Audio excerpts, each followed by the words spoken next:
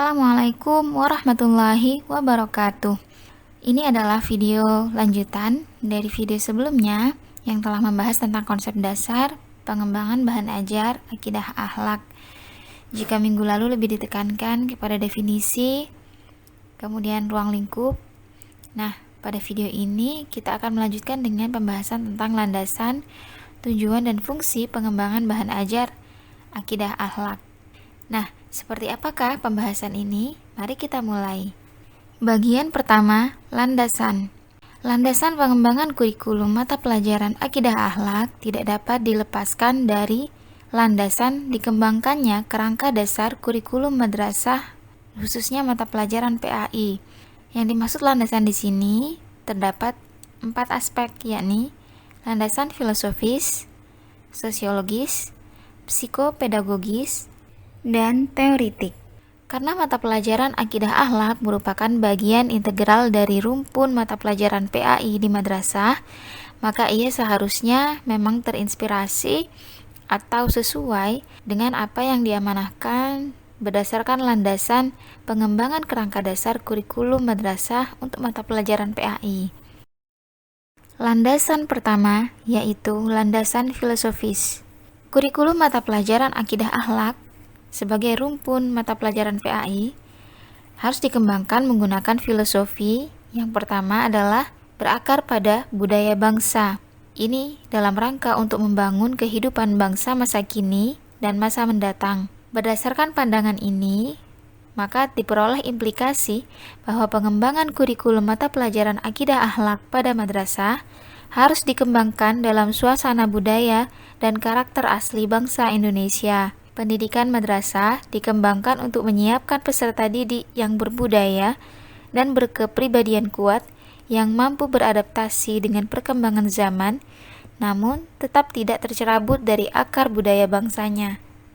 Landasan filosofis yang kedua adalah agama. Agama adalah seperangkat aturan dan konsepsi ilahiyah untuk kebahagiaan dunia sekaligus akhirat. Pandangan ini mengisyaratkan bahwa mata pelajaran akidah akhlak harus diorientasikan untuk menyiapkan peserta didik dalam menggapai kesejahteraan di dunia sekaligus kebahagiaan di akhirat kelak.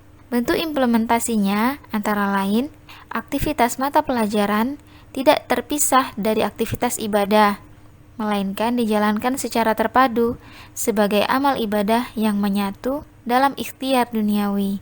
Yang kedua, bahwa orientasi dan dorongan belajar peserta didik harus diarahkan untuk kesuksesan dunia sekaligus kebahagiaan di akhirat kelak. Artinya dalam hal ini, dengan filosofi agama yang melandasi, maka mata pelajaran akidah akhlak menjadikan kebahagiaan dunia dan akhirat sebagai dua hal yang seimbang yang harus diprioritaskan. Landasan filosofis yang ketiga adalah bahwa pendidikan agama Islam memiliki sasaran utama untuk melatih dan membentuk hati nurani yang bersih. Apabila hati nurani baik, maka semua perilaku manusia akan menjadi baik. Sebaliknya, apabila kondisi hati nurani seseorang buruk, maka perilakunya yang ditampilkan anggota tubuh lainnya juga buruk. Ini berdasarkan hadis Rasulullah SAW.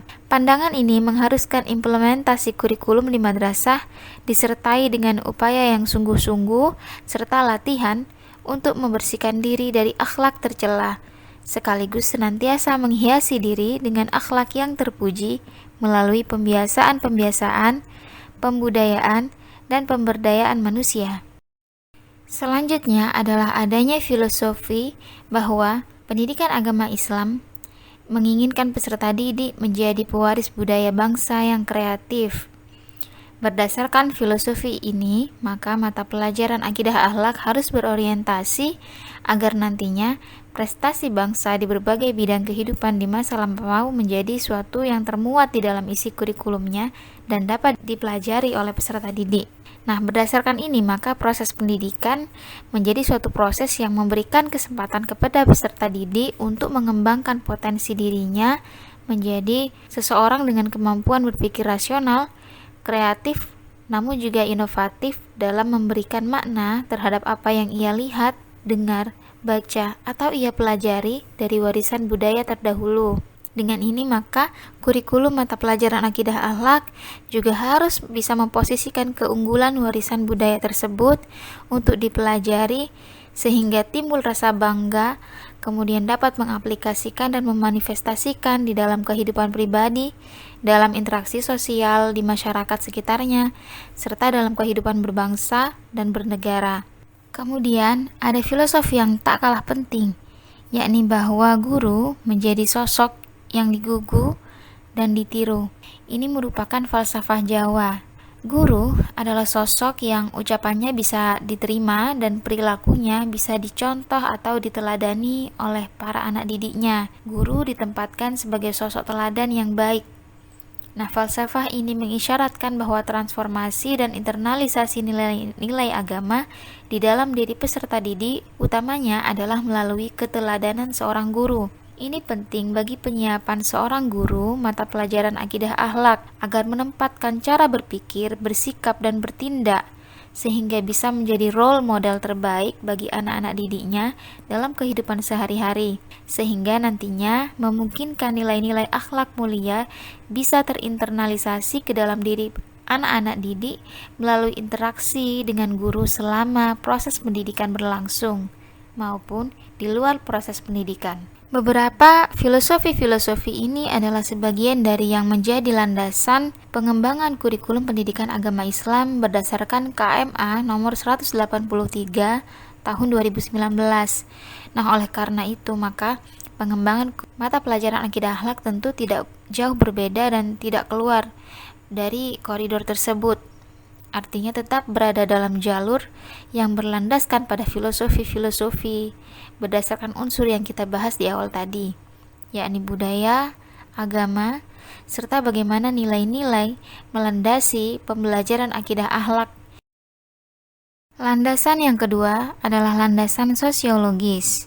Kurikulum pendidikan agama Islam pada dasarnya dikembangkan atas dasar kebutuhan akan perubahan rancangan dan proses pendidikan dalam rangka memenuhi dinamika kehidupan keberagamaan, bermasyarakat, berbangsa, dan bernegara. Oleh karena itu, mata pelajaran akidah akhlak sebagai bagian dari pendidikan agama Islam dirancang untuk mendukung terwujudnya madrasah sebagai agent of change atau agen perubahan maupun sebagai rekonstruksi sosial untuk menyiapkan para peserta didik yang mempunyai sikap moderasi keberagamaan dan berkontribusi secara optimal dalam upaya membangun knowledge-based society atau masyarakat yang berbasis pengetahuan, tentunya di dalam bingkai Negara Kesatuan Republik Indonesia. Oleh karena itu, berdasarkan konteks ini, akidah akhlak di madrasah diharapkan tidak hanya menjadikan peserta didik yang tekun beribadah saja, akan tetapi juga mempunyai kepekaan sosial serta berkontribusi membangun masyarakat yang sejahtera dan berkeadilan. Selanjutnya adalah landasan psikopedagogis. Berdasarkan landasan ini, kurikulum pendidikan agama Islam dimaksudkan untuk memenuhi tuntutan perwujudan konsepsi pendidikan yang bersumbu pada beberapa hal berikut, yaitu diantaranya perkembangan peserta didik beserta konteks kehidupannya sebagaimana yang dimaknai dalam konsepsi pedagogik transformatif. Menurut konsepsi ini, maka kurikulum harus didudukkan sebagai wahana pendewasaan diri peserta didik sesuai dengan perkembangan psikologisnya, serta bagaimana agar mereka mendapatkan perlakuan pedagogis sesuai dengan konteks lingkungan dan zamannya. Oleh karenanya, mata pelajaran akidah akhlak tentu sebaiknya tidak hanya menitikberatkan pada aspek pengetahuan saja, tetapi juga harus mencakup ketiga aspek, yaitu kognitif, afektif, dan psikomotorik, sekaligus secara berimbang sesuai dengan perkembangan psikologi peserta didik.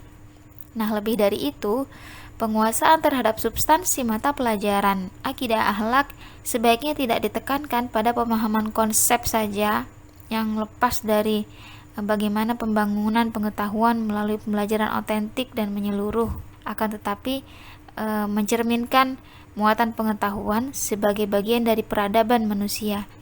Jadi pengetahuan sebagai suatu yang tidak bisa dilepaskan dari peradaban manusia secara utuh, sehingga mewujudkan proses pembelajaran dan pembudayaan peserta didik sepanjang hayat. Berdasarkan landasan ini, maka dapat dipatahkan adanya pandangan bahwa keberhasilan belajar seorang anak hanya bisa dilihat dari aspek pengetahuan kognitifnya saja, tetapi justru ada banyak aspek yang bisa dinilai yang juga bisa mencerminkan keberhasilan belajarnya, yakni aspek afektif dan psikomotorik, dan ketiganya harus berimbang. Terlebih, mata pelajaran akidah akhlak di dalamnya banyak menekankan aspek penerapan, tidak hanya bagaimana mahasiswa bisa menyerap konsep-konsep gitu ya, tetapi juga bagaimana mereka bisa mengimplementasi dan bisa memanifestasikan nilai-nilai ke dalam dirinya, serta menjadi sebuah kebiasaan sehari-hari, diterapkan di dalam kehidupan sehari-hari. Tentunya tetap dengan berlandaskan pada sisi pedagogik dan psikologis secara berimbang, sehingga sisi pedagogis dan psikologis sama-sama menjadi bahan pertimbangan dalam membentuk kepribadian seorang anak. Selanjutnya adalah landasan teoritik. Berdasarkan landasan ini, kurikulum pendidikan agama Islam di madrasah dikembangkan atas teori standard-based education atau pendidikan yang berbasis standar. Ini artinya pembelajaran yang ada di madrasah, khususnya mata pelajaran akidah akhlak, selalu berbasis standar-standar yang ditetapkan sebelumnya, serta dikembangkan atas asas teori kompetensi based curriculum atau kurikulum yang berbasis kompetensi. Ini menunjukkan bahwa pendidikan berbasis standar mempunyai standar nasional sebagai kualitas minimal warga negara. Jadi ada standar nasional yang harus dipenuhi gitu ya. Suatu pembelajaran akidah akhlak dapat dikatakan ideal atau berhasil apabila memenuhi standar nasional minimal ini gitu ya. Sebagai bagian dari pendidikan agama Islam, maka mata pelajaran akidah akhlak di dalam pengembangan kurikulumnya juga harus memenuhi standar nasional yang ditetapkan. Standar nasional ini merupakan standar kualitas minimal warga negara yang dirinci menjadi standar isi, standar proses, kemudian standar kompetensi lulusan, standar pendidik, tenaga kependidikan, sarana dan prasarana, pengelolaan sekolah, madrasah, ya, standar pembiayaan, serta standar penilaian pendidikan. Ini dirancang untuk memberikan pengalaman belajar yang seluas-luasnya kepada peserta didik dalam mengembangkan kemampuan untuk bersikap, berpengetahuan, berketerampilan, dan bertindak hingga terwujud karakter di dalam dirinya. Dengan ini maka mata pelajaran akidah akhlak dalam prakteknya harus ikut menganut pembelajaran yang dilakukan guru dalam proses yang dikembangkan berupa kegiatan selain kegiatan di madrasah, di kelas, juga kegiatan-kegiatan di masyarakat. Kemudian juga mata pelajaran akidah akhlak terjadi melalui pengalaman belajar langsung atau learned curriculum atau kurikulum yang dipelajari secara langsung oleh peserta didik sesuai dengan latar belakangnya, karakteristiknya, dan kemampuan awal dari peserta didik. Nah, pengalaman belajar langsung secara individual ini menjadi hasil belajar bagi dia, sedangkan hasil belajar seluruh peserta didik menjadi hasil kurikulumnya. Artinya di sini ada pengakuan terhadap pengalaman belajar sehari-hari seorang anak didik secara individual sebagai bagian dari masyarakat. Tentunya di dalam kehidupan sehari-harinya, tidak hanya di sekolah saja. Kemudian berdasarkan pandangan ini juga, pengalaman pembelajaran akidah akhlak harus melalui pembiasaan, pembudayaan, kemudian pemberdayaan nilai-nilai agama Islam yang dikembangkan dalam kolaborasi yang sinergis antara lingkungan, madrasah, keluarga, dan juga masyarakat. Kemudian untuk tujuan pengembangan bahan ajar akidah akhlak ini tidak dapat dilepaskan dari tujuan pengembangan kurikulum pendidikan agama Islam secara utuh dalam amanah Keputusan Menteri Agama Nomor 183 Tahun 2019, di mana pengembangan kurikulum pendidikan agama Islam mempunyai tujuan untuk mempersiapkan manusia Indonesia agar mempunyai pola pikir dan sikap keagamaan yang moderat, inklusif, kemudian berbudaya, religius, ya, atau agamawan, ya, serta mempunyai kemampuan hidup sebagai sosok pribadi dan warga negara yang beriman, bertakwa, berakhlak mulia, berupa produktif, kemudian kreatif, inovatif, dan kolaboratif, serta sosok yang mampu menjadi bagian dari solusi terhadap berbagai macam persoalan dalam kehidupan bermasyarakat, berbangsa, bernegara, bahkan dalam peradaban dunia. Oleh karenanya, pengembangan bahan ajar mata pelajaran akidah akhlak harus menyesuaikan diri dengan misi tersebut, yakni diarahkan untuk bisa mempersiapkan peserta didik yang mempunyai pola pikir dan sikap keagamaan yang moderat, inklusif, dan seterusnya berdasarkan yang diamanahkan oleh tujuan pengembangan kurikulum pendidikan agama Islam. Jadi, bagaimana agar terwujud pola pikir dan sikap, ya, tidak hanya pola pikir saja tapi juga sikap keagamaan. Selain itu, bagaimana agar peserta didik kita dengan mata pelajaran akidah akhlak, ia bisa terarah kemampuan hidupnya sebagai pribadi, juga sebagai warga negara yang beriman, bertakwa, berakhlak mulia, kemudian juga produktif, kreatif, inovatif, dan kolaboratif. Artinya ia mampu bekerja sama, ya.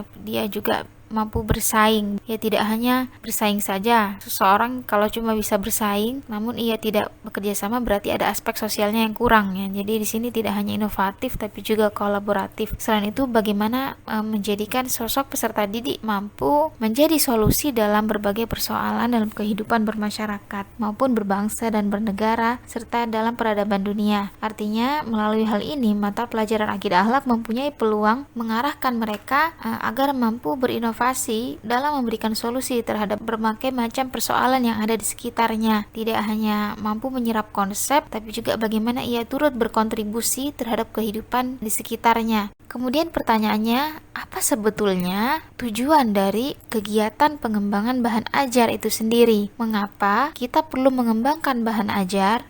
Bahan ajar pada dasarnya berfungsi sebagai pedoman bagi siswa atau peserta didik maupun bagi tenaga pendidik, dalam hal ini adalah guru, yang akan mengarahkan semua aktivitas belajar dalam proses pembelajaran. Tentu kita menyadari bahwa kegiatan pembelajaran itu sangat membutuhkan pedoman untuk mengarahkan. Hal ini tentu ada kaitannya dengan bagaimana mencapai tujuan pembelajaran yang ditetapkan. Tanpa adanya pedoman, maka kegiatan pembelajaran bisa jadi keluar dari arah yang ditentukan atau tidak efektif mencapai tujuan.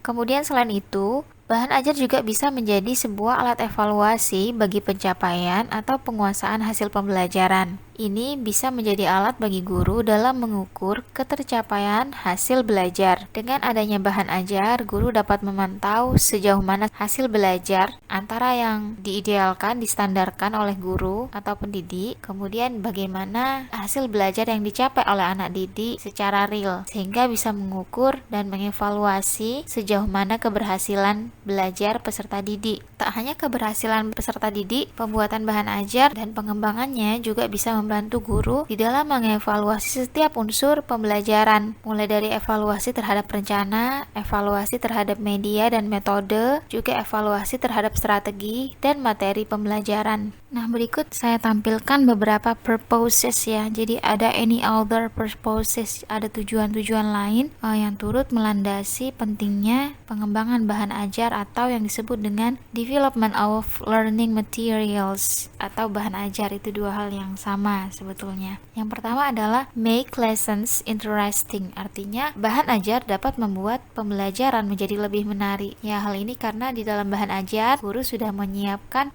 rencana materi yang disertai dengan unsur-unsur pengembang. Berupa apa? Misalnya berupa konten-konten yang bisa membuat siswa menjadi lebih tertarik kepada materi yang ia pelajari di kelas. Kemudian yang kedua adalah make learning easy. Jadi bahan ajar juga bisa membantu siswa agar lebih mudah belajarnya.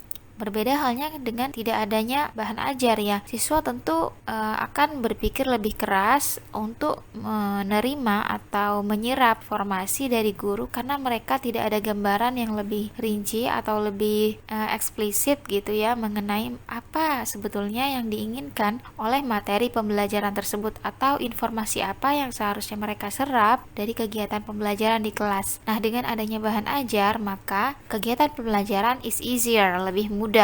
Kemudian yang ketiga adalah help learning. Ini tidak jauh bedanya dengan fungsi kedua tadi. Jadi dia help learning to remain in the minds of the learners for a longer time. Jadi kalau dengan adanya bahan ajar, maka mahasiswa menjadi lebih terbantu agar lebih bisa menempatkan pemahaman terhadap konsep yang dia pelajari di kelas untuk waktu yang lama, karena dia sudah punya transkripnya. Ada di mana ya? Di dalam bahan ajar tersebut. Ketika guru menyiapkan bahan ajar, maka semua materi dari awal sampai akhir, kemudian bagaimana unsur-unsur pengembangannya, pengayaannya, kemudian sampai tes-tes yang harus dilalui itu sudah terekam di dalam bahan ajar tersebut. Jadi siswa bisa mengakses kapanpun. Kemudian yang keempat adalah help the facilitator to deliver his lesson or her lesson successfully and easily. Fungsi keempat ini artinya bahwa bahan ajar dapat membantu seorang fasilitator atau dalam hal ini adalah guru untuk deliver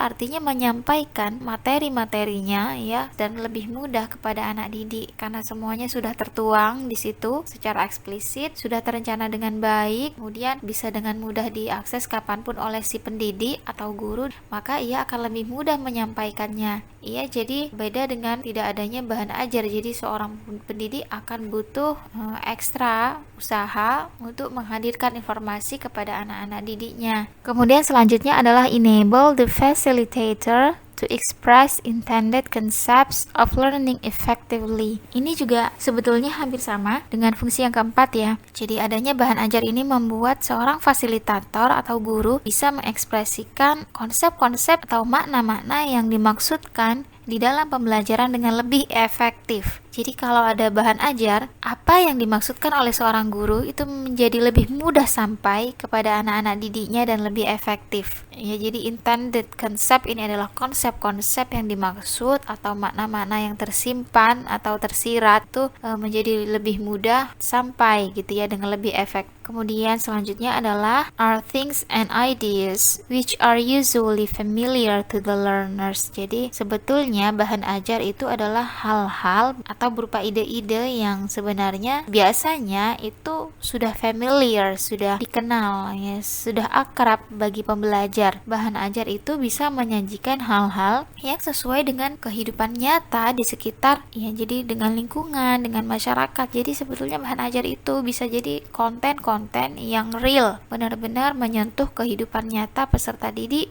Selain hal-hal di atas, bahan ajar juga bisa bertujuan menjadi sumber informasi serta berfungsi kontrol atau pengendali proses pembelajaran. Dalam hal ini, ia bisa mengarahkan apa yang seharusnya disampaikan, jadi informasi apa yang harus disampaikan di setiap pertemuannya agar tetap berada pada arah yang ditentukan. Bahan ajar juga bisa menjadi bahan pendukung proses pembelajaran yang sifatnya bisa mendukung media, juga mendukung alat-alat yang digunakan di kelas agar ia menjadi unsur yang terintegrasi atau menyatu dengan proses belajar anak didik, baik belajar secara individu maupun berkelompok ya. Bahkan bisa jadi menambah motivasi belajar anak didik karena semuanya sudah sudah tersedia.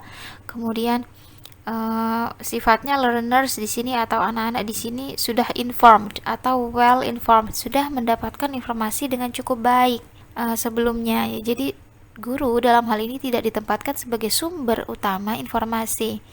Nah, bahan ajar di sini merupakan sumber informasi di samping guru. Bisa disebut pendidik di sini fungsinya sebagai fasilitator ya, atau fasilitator. Nah, berikut saya berikan gambar ilustrasi. Yang pertama adalah ilustrasi. Di situ ada pengajar sebagai sosok fasilitator dan siswa belajar mandiri.